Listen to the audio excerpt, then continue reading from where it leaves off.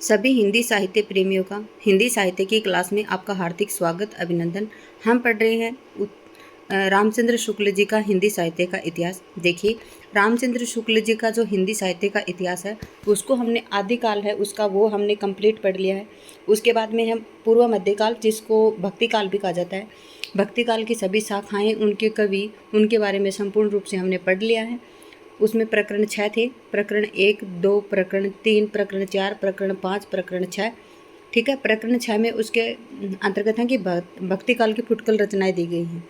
ठीक है, अब हम पढ़ रहे हैं उत्तर मध्यकाल। उत्तर मध्यकाल का को रामचंद्र शुक्ल जी ने रीतिकाल कहा है। ठीक है, इन्होंने रीतिकाल का समय सीमा क्या मानी है?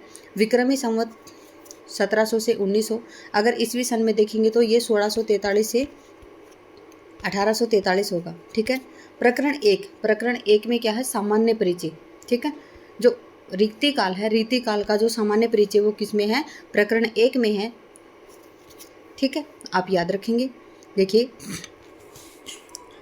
ध्यान से एक एक लाइन को पढ़ते हैं। हिंदी काव्य अब पूर्ण प्रौढ़ता को पहुंच गया था। ठीक है, आदिकाल से काव्य शुरू हुआ, फिर जो पूर्व मध्यकाल है उसमें भक्ति काल में बहुत सारे काव्य किए गए। भक्ति काल में सबसे ज़्यादा काव्य किए गए थे। ठीक है, इसलिए भक्ति काल को स्वर्ण युग कहा जाता है। ठीक है, स्वर्ण युग किसने कहा था? सुंदरदास जी ने कहा था। और स्वर्ण काल किसने कहा था? तो जॉर्ज गिरेशन जी ने कहा था। ठीक है, तो स्वर्ण युग इसलिए कहा जाता है क्योंकि भक्ति काल में सबसे अधिक रचनाएं लिखी गई थी। कोई प्रेमाश्रय शाखा से संबंधित थे, जो संत कवि थे उन्होंने लिखी, फिर सूफी कवि थे उन्होंने लिखी, फिर राम भक्ति शाखा से जितने भी संबंधित कवि थे उन्होंने लिखी, और कृष्ण भक्ति शाखा से संबंधित कवि थे उन्होंने लिखी, और फुटकल रचनाओं में भी अन्य कवि आते हैं, उन्होंने भी बहुत सारी रचनाएं लिखी। तो भक्ति काल में सबसे ज़्यादा रचनाएं लिखी गई थी। इस प्रकार से काव्य है वो अभी क्या हो गया था? पूर्ण प्रौढ़ता में वो पहुंच गया था। संवत 1598 में कृपाराम थोड़ा बहुत रस निरूपण भी कर चुके थे। देखिए, कब? सब 1598 में। किसमें? भक्ति काल में। भक्ति काल में ही क्या कर चुके थे? जो कृपाराम हैं वो थोड़ा बहुत रस का निरूपण कर चुके थे। उसी समय के लगभग चरखारी के मोहनलाल मिश्र ने श्रृंगार सागर नामक एक ग्रंथ श्रृंगार संबंधी लिखा। किसने लिखा? चरखारी के मोहनलाल मिश्र थे, उन्होंने श्रृंगार सागर नामक एक ग्रंथ लिखा, और जो किससे संबंधित था? श्रृंगार संबंधी लिखा था, ग्रंथ था। नरहरि कवि के साथी कौन थे? कर्नेश कवि ने कर्णाभरण, श्रुति भूषण और भूप भूषण नामक 3 ग्रंथ अलंकार संबंधी लिखे।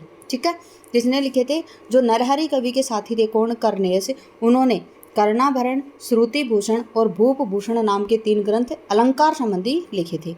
ठीक है, रस निरूपण और अलंकार निरूपण इस प्रकार सूत्रपात हो जाने पर केशवदास जी ने काव्य के सब अंगों का निरूपण शास्त्रीय पद्धति पर किया था। देखिए, रस निरूपण हो गया और अलंकार निरूपण। रस निरूपण किसने किया था और अलंकार निरूपण किसने किया था? तो ये हम पढ़ चुके हैं। देखिए, तो उसके बाद में जो केशवदास जी उन्होंने क्या किया कि काव्य में सभी अंगों का निरूपण किससे किया? शास्त्रीय पद्धति से किया था। इसमें संदेह नहीं कि काव्य की रीति का सम्यक समावेश पहले पहल आचार्य केशव ने किया था, पर हिंदी में रीति ग्रंथों की अविरल और अखंडित परंपरा का प्रवाह केशव की कवि की प्रिया के प्राय 50 वर्ष पीछे चला, और वह भी एक भिन्न आदर्श को लेकर, केशव के आदर्श को लेकर नहीं चला। देखिए, आगे जाके जो रीति ग्रंथ लिखे गए थे उनमें केशव के आदर्श के ऊपर वो नहीं चली थी, एक भिन्न आदर्श लेकर चली थी वो। केशव के प्रसंग में यह पहले कहा जा चुका है कि वे काव्य में अलंकारों का प्रधान समझने वाले चमत्कारवादी कवि थे। केशव क्या थे कि वो अलंकारों को काव्य में ज़्यादा स्थान देते थे, और अलंकारों को स्थान प्रधान समझने वाले वो चमत्कारवादी कवि थे। उनकी इस मनोवृत्ति के कारण हिंदी साहित्य के इतिहास में एक विचित्र संयोग घटित हुआ। संस्कृत साहित्य शास्त्र के विकास क्रम की एक संक्षिप्त उद्धरणी हो गई। ठीक है, साहित्य की मीमांसा क्रम से बढ़ते बढ़ते जिस स्थिति पर पहुंच गई थी, उस स्थिति से सामग्री न लेकर केशव ने उससे पूर्व की स्थिति से सामग्री ली थी। उन्होंने हिंदी पाठकों को काव्यांग निरूपण की उस पूर्व दशा का परिचय कराया जो भामह और उद्भट के समय का था। ठीक है, फिर क्या हुआ?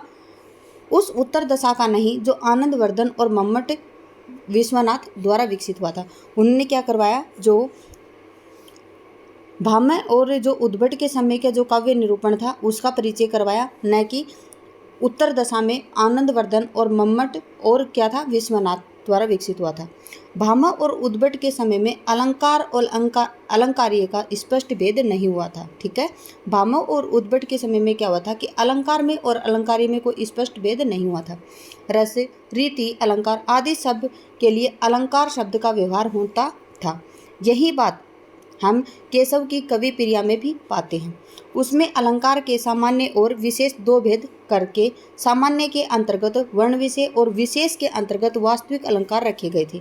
ठीक है, किसमें रखे गए थे कि अलंकार में सामान्य और विशेष दो भेद रखे उन्होंने, तो सामान्य के अंतर्गत तो वर्ण विषय रखे और विशेष के अंतर्गत क्या रखे, वास्तविक अलंकार रखे थे। पर केशवदास के उपरांत तत्काल रीति ग्रंथों की परंपरा चली नहीं। कवि प्रिया के 50 वर्ष पीछे उसकी अखंड परंपरा का आरंभ हुआ। यह परंपरा केशव के दिखाए हुए पुराने आचार्य भामह और उद्भट आदि के मार्ग पर न चलकर परवर्ती आचार्यों के परिष्कृत मार्ग पर चली, जिसमें अलंकार अलंकार्य का भेद हो गया था। हिंदी के अलंकार ग्रंथ अधिकतर चंद्रालोक और कुवलयानंद के अनुसार निर्मित हुए थे। कुछ ग्रंथों में काव्य प्रकाश और साहित्य दर्पण का भी आधार पाया गया है। ठीक है, हिंदी में जो अलंकार ग्रंथ हैं वो चंद्रालोक और कुवलयानंद के अनुसार निर्मित हुए थे। और कुछ ग्रंथों में क्या पाया गया है, काव्य प्रकाश। काव्य प्रकाश किसने लिखा था, मम्मट ने। और साहित्य दर्पण किसने लिखा था, विश्वनाथ ने लिखा था। उसके आधार पर पाए गए हैं। काव्य के स्वरूप और अंगों के संबंध में हिंदी के रीतिकार कवियों ने संस्कृत के इन परवर्ती ग्रंथों पर मत ग्रहण किया है। इस प्रकार देवयोग से संस्कृत साहित्य शास्त्र के इतिहास में एक संक्षिप्त उद्धरणी हिंदी में हो गई थी। ठीक है,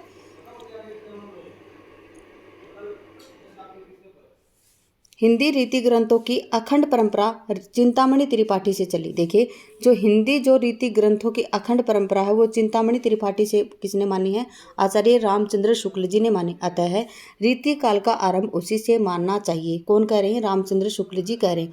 उन्होंने संवत 1700 के कुछ आगे पीछे काव्य विवेक, कवि कुल, कल्पतरु और काव्य प्रकाश ये 3 ग्रंथ लिखकर काव्य में सब अंगों का निरूपण किया था। किसने,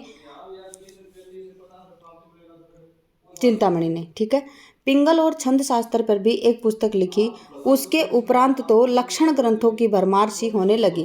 कवियों ने कविता लिखने की यह एक प्रणाली ही बना ली। पहले दोहे में अलंकार या रस का लक्षण लिखना, फिर उसके उदाहरण के रूप में कवित्व और सवैया लिखना। हिंदी साहित्य में कवि और आचार्य दो भिन्न भिन्न श्रेणियों के व्यक्ति रहे हैं। हिंदी काव्य क्षेत्र में यह भेद लुप्त सा हो गया है। इस एकीकरण का प्रभाव अच्छा नहीं पड़ा। ठीक है, आचार्यत्व के लिए जिस सूक्ष्म विवेचन और पर्यालोचन शक्ति की अपेक्षा होती है उसका विकास नहीं हुआ। कवि लोग एक दोहे में अपर्याप्त लक्षण देकर अपने कवि क्रम में परिवर्तित हो जाते थे। काव्यांगों का विस्तृत विवेचन, तर्क द्वारा खंडन मंडन, नए नए सिद्धांतों का प्रतिपादन आदि कुछ भी न हुआ था। इसका कारण यह भी था कि उस समय गद्य का विकास नहीं हुआ था। जो कुछ लिखा जाता था वह पद्य में ही लिखा जाता था।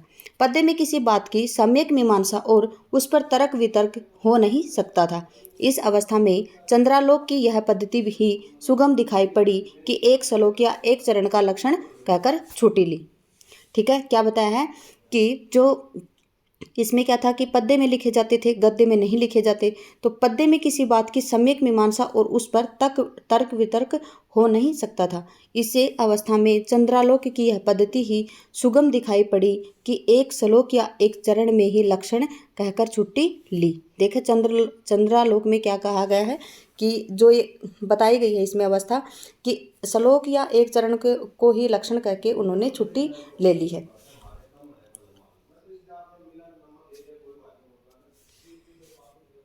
उपयुक्त बातों पर ध्यान देने से स्पष्ट हो जाता है कि हिंदी में लक्षण ग्रंथ की परिपाटी पर रचना करने वाले सैकड़ों कवि हुए, वे आचार्य कोटि में नहीं आ सकते। वे वास्तव में कवि ही थे, उसमें आचार्यत्व के गुण नहीं थे। उसके अपर्याप्त लक्षण साहित्य शास्त्र और सम्यक बोध कराने में असमर्थ हैं। बहुत स्थलों पर तो उसके द्वारा अलंकार आदि के स्वरूप का भी ठीक ठीक बोध नहीं हो सकता है। कहीं कहीं तो उदाहरण भी ठीक नहीं है। शब्द शक्ति का विषय तो 2 ही 4 कवियों ने नाम मात्र के लिए किया है। देखिए शब्द शक्ति का प्रयोग तो 2-4 कवियों ने ही नाम मात्र का किया, जिसमें उस विषय पर स्पष्ट बोध होना तो दूर, कहीं कहीं भ्रांत धारणा अवश्य उत्पन्न हो सकती है। काव्य को साधारणतः 2 भेद किए गए। देखिए काव्य के साधारणतः कितने भेद किए गए हैं? 2। कौन से? श्रव्य और दृश्य। इसमें दृश्य काव्य का निरूपण तो छोड़ ही दिया गया है। सारांश यह है कि रीति ग्रंथों पर ही निर्भर रहने वाले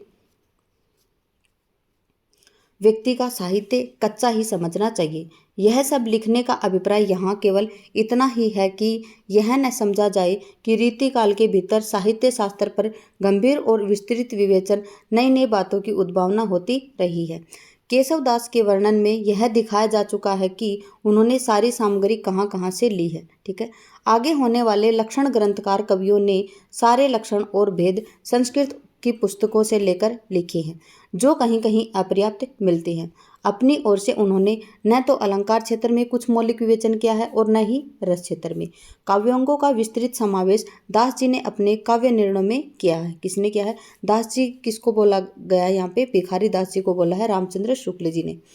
अलंकारों को जिस प्रकार उन्होंने बहुत से छोटे छोटे प्रकरणों में बांट कर रखा है, उसमें भ्रम हो सकता है कि शायद किस आधार पर उन्होंने अलंकारों का वर्गीकरण किया है, पर वास्तव में उन्होंने किसी प्रकार के वर्गीकरण में प्रयत्न नहीं किया है। दास जी की एक नई योजना अवश्य ध्यान देने योग्य है। वो क्या है? संस्कृत काव्य में अत्यानुप्रांश या तुक का चलन नहीं था। इससे संस्कृत के साहित्य ग्रंथों में उसका विचार नहीं हुआ, पर हिंदी काव्य में वह बराबर आरंभ से ही मिलता है। अतः दास जी ने अपनी पुस्तक में उसका विचार करके बड़ा ही आवश्यक कार्य किया है। भूषण का भाविक छवि एक नया अलंकार सा दिखाई पड़ता है, पर है वास्तव में संस्कृत ग्रंथों के भाविक का ही दूसरा और प्रवर्धित रूप। भाविक का संबंध कालगत दूरी से है, इसका देशगत से बस इतना ही अंतर है। ठीक है। दास जी ने अतिशयोक्ति के 5 नए दिखाई पड़ने वाले भेदों में से 4 तो भेदों के भिन्न भिन्न योग हैं। 5वां संभावना अतिशयोक्ति तो संबंध अतिशयोक्ति ही है। ठीक है। देव कवि का संचारियों के बीच छल बढ़ा देना कुछ लोगों के लिए नई सूझ समझ पड़ी है। देखिए छल क्या माना है इन्होंने? संचारी भाव माना है। देव संचारी भावों की संख्या कितनी है? 33, लेकिन देव ने संचारी भावों की संख्या 34 मानी है, और इनका 34वां संचारी भाव कौन सा है? छल है। ठीक है। उन्हें समझना चाहिए कि देव ने जैसे और सब बातें संस्कृत की रस तरंगिणी से ली हैं, वैसे ही छल भी। देव ने जो सभी बातें कहाँ से ली हैं? इन्होंने रस तरंगिणी से ली हैं, वैसे ही छल भी कहाँ से लिया है? इन्होंने रस तरंगिणी से लिया। सच पूछे तो छल का अंतर्भाव अवहिता में ही हो जाता है। इस बात का संकेत पहले ही किया जा चुका है कि हिंदी में पद्यबद्ध लक्षण ग्रंथों के में दिए हुए लक्षणों और उदाहरणों में बहुत जगह गड़बड़ी पाई जाती है। पर अब इस गड़बड़ी के संबंध में 2 बातें कही जा सकती हैं। या तो यह कहें कि कवियों ने अपना मतभेद प्रकट करने के लिए जानबूझकर भिन्नता कर दी है, अथवा प्रमादवश और का और समझ कर। ठीक है। मतभेद तो तब कहा जाता जब कहीं कोई नूतन विचार पद्धति मिलती, अतः दूसरा कारण ही ठहरता। कुछ उदाहरणों से यह स्पष्ट हो जाएगा। देखिए किस प्रकार के उदाहरण हैं। केशव दास ने रूपक के 3 भेद दंडी के लिए हैं। देखिए रूपक के 3 भेद लिए हैं, वो कहाँ से लिए हैं? इन्होंने दंडी से लिए हैं। ठीक है। अद्भुत रूपक, विरुद्ध रूपक और रूपक। इनमें से प्रथम का लक्षण भी स्वरूप व्यक्त नहीं करता, और उदाहरण भी अधिकता द्रुप रूपक का ही हो गया है। विरुद्ध रूपक भी दंडी से नहीं मिलता, और रूप का अतिशयोक्ति रूपक दंडी के अनुसार वहाँ होता है जहाँ प्रस्तुत पर अप्रस्तुत का आरोप हो। ठीक है। प्रस्तुत का किस पर हो? अप्रस्तुत पर आरोप हो। दूसरे अप्रस्तुत का भी आरोप कर दिया जाता है। केशव ने न तो लक्षण से यह बात प्रकट होती है और न ही उदाहरण से।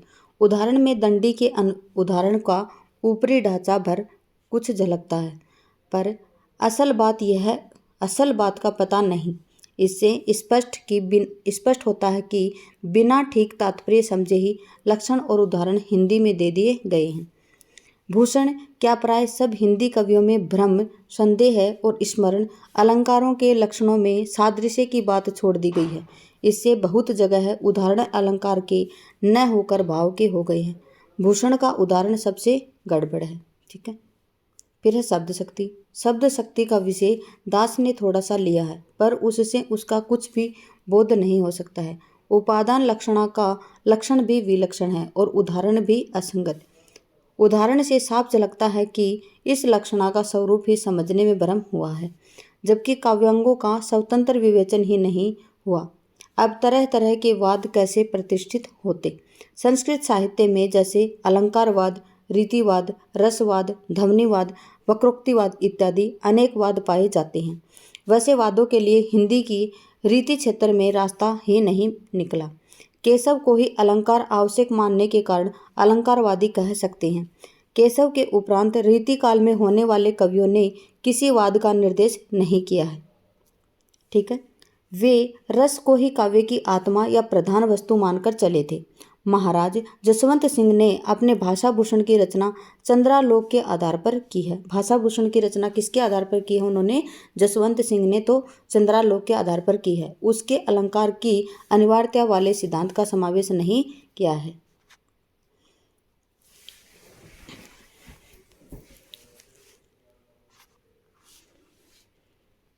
देखिए,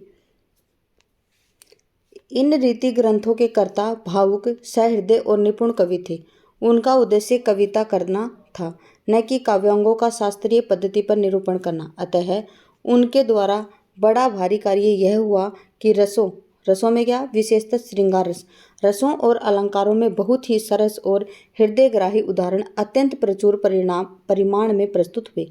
ऐसे सरस और मनोहर उदाहरण संस्कृत के सारे लक्षण ग्रंथों से चुनकर इकट्ठे करें तो भी उनकी इतनी अधिक संख्या न होगी।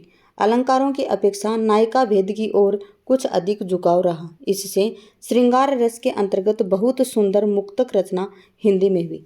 इस रस का इतना अधिक विस्तार हिंदी साहित्य में हुआ कि इसके एक एक अंग को लेकर स्वतंत्र ग्रंथ रचे गए।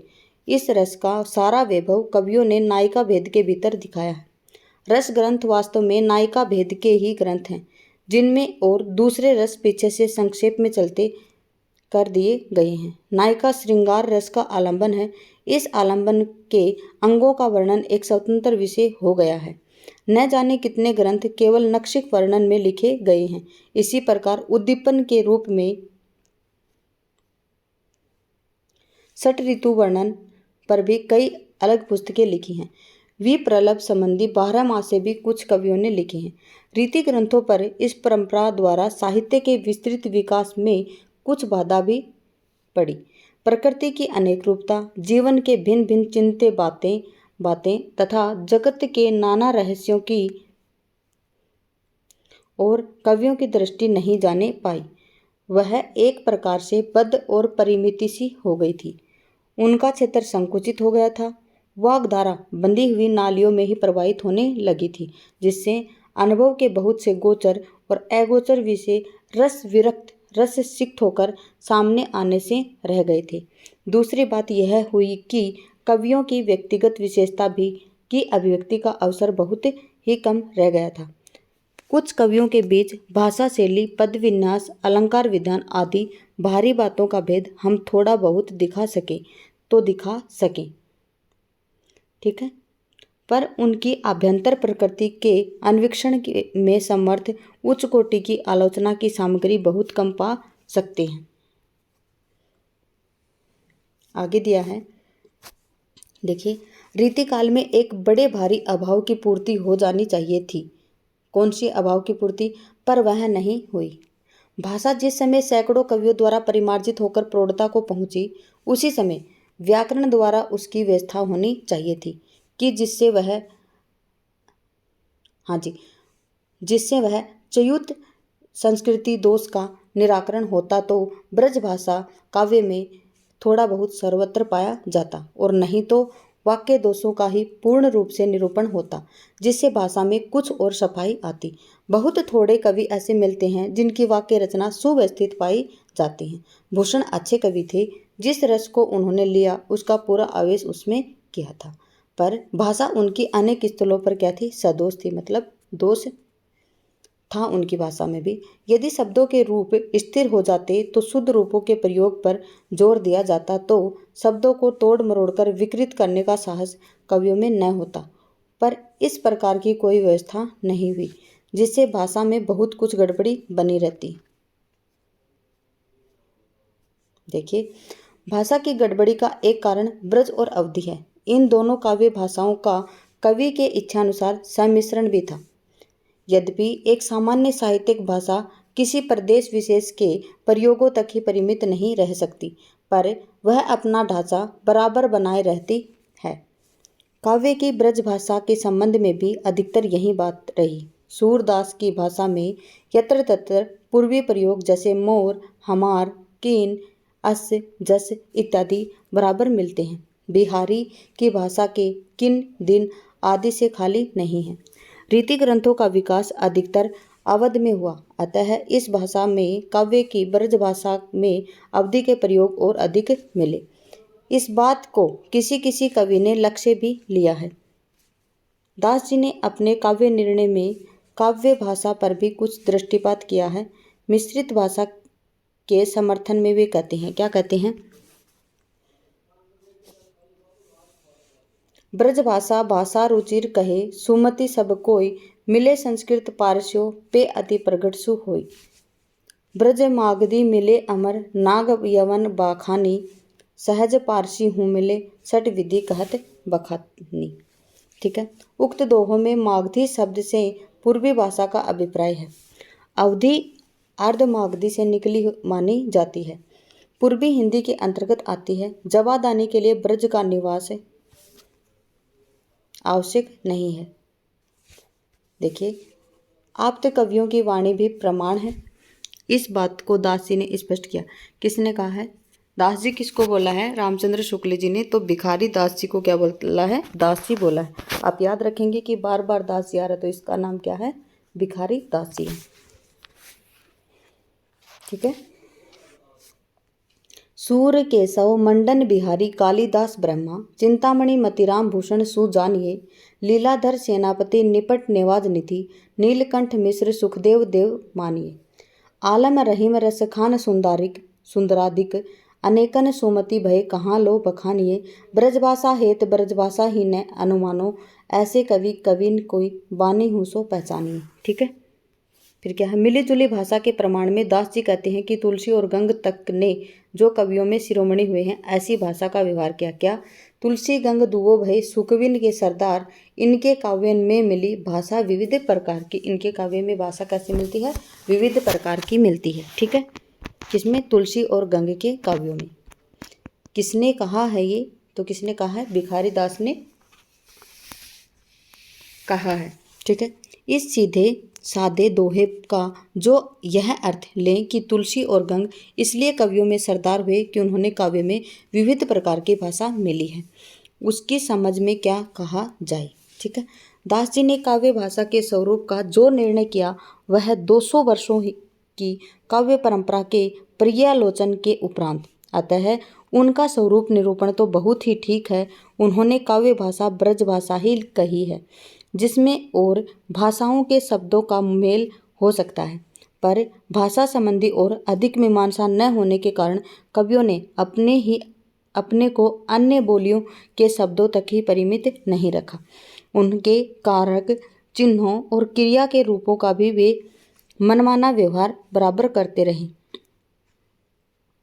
ऐसा वे केवल सो करिए की दृष्टि से करते थे, किसी सिद्धांत के अनुसार नहीं। ठीक है। फिर है, करना के भूतकाल के लिए वे छंद की आवश्यकता के अनुसार कियो, किनो, कर्यो, करियो, किन, यहाँ तक कि किए तक रखने लगे। इनका परिणाम यह हुआ कि भाषा की वह स्थिरता न प्राप्त हो सकी जो किसी साहित्यिक भाषा के लिए आवश्यक है। रूपों के स्थिर न होने से यदि कोई विदेशी काव्य भी ब्रज भाषा का अध्ययन करना चाहे तो उसे कितनी कठिनता होगी। देखिए, भक्ति काल की प्रारंभिक अवस्था में ही किसी प्रकार मुसलमानों के संसर्ग से कुछ फारसी के शब्द और चलते भाव मिलने लगे थे। इनका उल्लेख हो चुका है। नामदेव और कबीर आदि की ये दो की तो बात ही क्या, तुलसीदास ने भी गनी, गरीब, साहब, इताती, उम्र दराज आदि बहुत से शब्दों का प्रयोग किया है। सूर में ऐसे शब्द अवश्य कम मिले हैं। सूर में ऐसे शब्द क्या मिले हैं? अवश्य ही कम मिले हैं। फिर मुसलमानी राज्य की दृढ़ता के साथ साथ इस प्रकार के शब्दों का व्यवहार जो जो बढ़ता गया तो कवि लोग उन्हें आधिकारिक स्थान देने लगे। राजा महाराजाओं के दरबार, देखिए, राजा महाराजाओं के दरबार में विदेशी विशिष्टता और सभ्यता के व्यवहार का अनुकरण हुआ और फारसी के लच्छेदार शब्द और वहाँ चारों ओर सुनाई देने लगे। अतः भाट या कवि लोग आयुष्मान और जय जयकार ही तक अपने को कैसे रख सकते थे। वे भी दरबार में खड़े होकर उम्र दराज महाराज तेरी चाहिए पुकारने लगे। बख्त बुलंद आदि शब्द उनकी जबान पर ही नाचने लगे। ठीक है, फिर क्या दिया? यह तो हुई व्यवहारिक भाषा की बात। फिर क्या है? फारसी काव्य के शब्दों को भी थोड़ा बहुत कवियों ने अपना आरंभ किया है। रीति काल में ऐसे शब्दों की संख्या कुछ और बढ़ी, पर यह देखकर हर्ष होता है कि अपनी भाषा की स्वाभाविक सरसता का ध्यान रखने वाले उत्कृष्ट कवियों ने ऐसे शब्दों को बहुत ही कम स्थान दिया है। पर परंपरागत साहित्य का कम अभ्यास करने वाले साधारण कवियों ने कहीं कहीं बड़े बेढंगे तौर पर ऐसे विदेशी शब्द रखे। कहीं कहीं खुशबोयन आदि उनके विकृत शब्दों को देखकर शिक्षितों को एक प्रकार की विरक्ति सी होती है और उनकी कविता गंवारों की रचना सी लगती है। शब्दों के साथ साथ कुछ थोड़े से कवियों ने इश्क की शायरी भी पूरी अलंकार सामग्री तक उठाकर रखती है और उनके भाव भी बांध गए हैं। रसनिधि कृत रतन हजारा में यह बात अरुचिकर मात्रा पाई जाती है। ठीक है, आगे क्या दिया? बिहारी ऐसे परम उत्कृष्ट कवि भी यद्यपि फारसी भावों के प्रभाव से नहीं बच सके, पर उन्होंने उन भावों को अपने देसी सांचे में डाल लिया। ठीक है,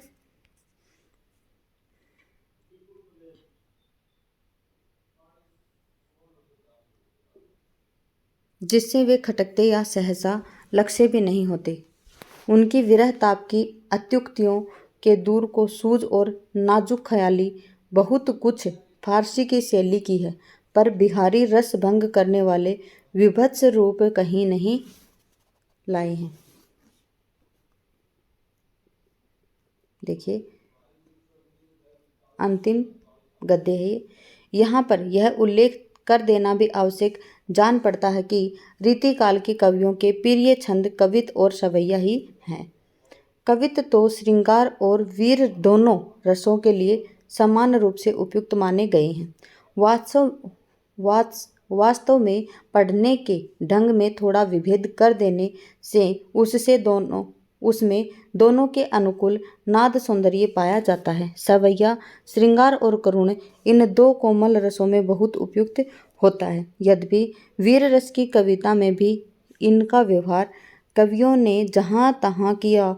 वास्तव में श्रृंगार और वीर इन्हीं दो रसों की कविता इस काल में हुई है। ठीक है, प्रधानता श्रृंगार की ही रही है। इससे इस काल को रस के विचार में कोई श्रृंगार काल कहे तो कह सकता है। ठीक है, श्रृंगार काल कहे तो कह सकता है। ये पंक्ति आती हैं आचार्य रामचंद्र शुक्ल जी से संबंधित। एक एक पंक्ति को आप बड़े ध्यान और मनोयोग के साथ पढ़ेंगे। आगे क्या है? श्रृंगार के वर्णन को बहुतेरे कवियों ने अश्लीलता की सीमा तक भी पहुंचा दिया है। इसका कारण जनता की रुचि नहीं है, आश्रयदाता राजा राजाओं की रुचि थी। जिनके लिए कर्मण्यता और वीरता का जीवन बहुत कम रह गया था। ठीक है, आज हम पढ़ेंगे यहीं तक कि ये था उत्तर मध्य काल के अंतर्गत प्रकरण एक में दिया गया सामान्य परिचय। ठीक है, वीडियो में अंत तक बने रहने के लिए आपका धन्यवाद। आपका दिन शुभ रहे। जय हिंद, जय भारत।